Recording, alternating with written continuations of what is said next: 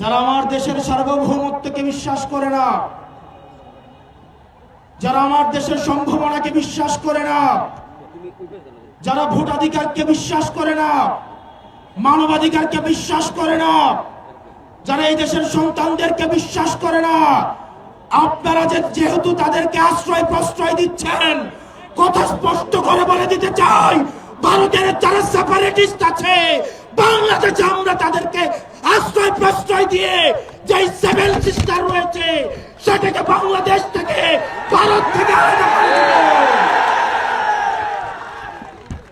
এই হাসিনার পৃষ্ঠপোষক স্পষ্ট ভাষায় দিনের আলোর মতো স্পষ্ট স্বচ্ছ তাদেরকে ভারত অর্থ দিয়ে, তাদেরকে অস্ত্র দিয়ে, ট্রেনিং দিয়ে বাংলাদেশের বিরুদ্ধে তাদেরকে দাঁড় করিয়ে দিচ্ছে। আমাদের ভারতের বিরুদ্ধে একটি পার্শ্ববর্তী দেশ বলার কোন সুযোগ নাই।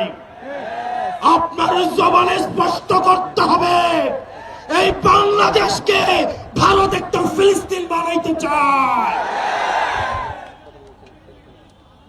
আমাদেরকে সবাইকে ঐক্যবদ্ধ হতে হবে। ক্ষমতার জন্য, গদির জন্য, মন্ত্রণালয়ের জন্য যারা দিল্লিকে কিবলা দিচ্ছে, এই বাংলাদেশের স্বাধীনতা তারা তৃতীয়বারের মতো বিক্রি করে দেওয়ার প্রস্তুতি নিচ্ছে।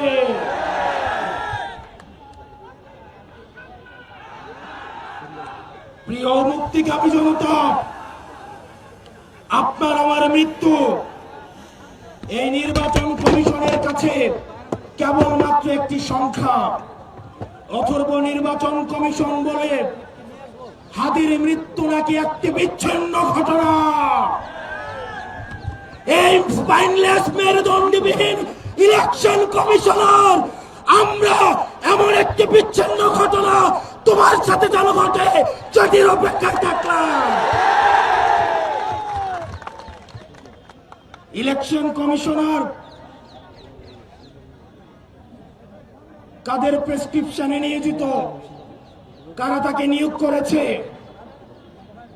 এরকম ইলেকশন কমিশন আজকে যদি চলে যায়, যে লাইন ধরবে ইলেকশন কমিশন হওয়ার জন্য শাহবাগ থেকে শহীদ মিনার পর্যন্ত যোগ্য ইলেকশন কমিশনার খুঁজে পাওয়া যাবে, কিন্তু আমার ভাই হাদি যে অনন্তকালের উদ্দেশ্যে যাত্রা করেছে, আমার ভাই হাদিকে আর খুঁজে পাওয়া যাবে না।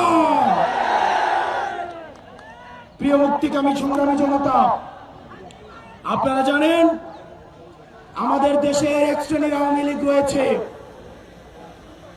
তারা শিক্ষক পরিচয়ে বিশ্ববিদ্যালয়গুলোতে কার্যক্রম পরিচালনা করে, যারা টকশোজীবী নামে হচ্ছে টেলিভিশনগুলোতে হত্যার বৈধতা উৎপাদন করে, যারা নাট্যকর্মী পরিচয়ে, যারা নাটক সিনেমাতে আমাদের মতো সংগ্রামী মানুষের মৃত্যুর বৈধতা উৎপাদন করে, এই বিশ্ববিদ্যালয়ে নীল দলের যে ৫টা শিক্ষকরা রয়েছে তাদেরকে ধরে ধরে এই বিশ্ববিদ্যালয় থেকে বের করে দিতে হবে। এই নাটক সিনেমা থেকে আওয়ামী মুজিবের ৫টা এইসব শিল্পী কর্মীদেরকে দেশ থেকে বের করে দিয়ে ভারতে পাঠিয়ে দিতে হবে। টকশোজীবীদের উদ্দেশ্যে এই ভারতীয় আধিপত্যের বৈধতা উৎপাদন যারা করছে, যেসব টকশোজীবীরা, আপনাদের তাদের এই ফেসিস্টদের মানবাধিকারে আপনারা যারা বিশ্বাস করেন, তারা মজলুমের মানবাধিকারে বিশ্বাস করে না।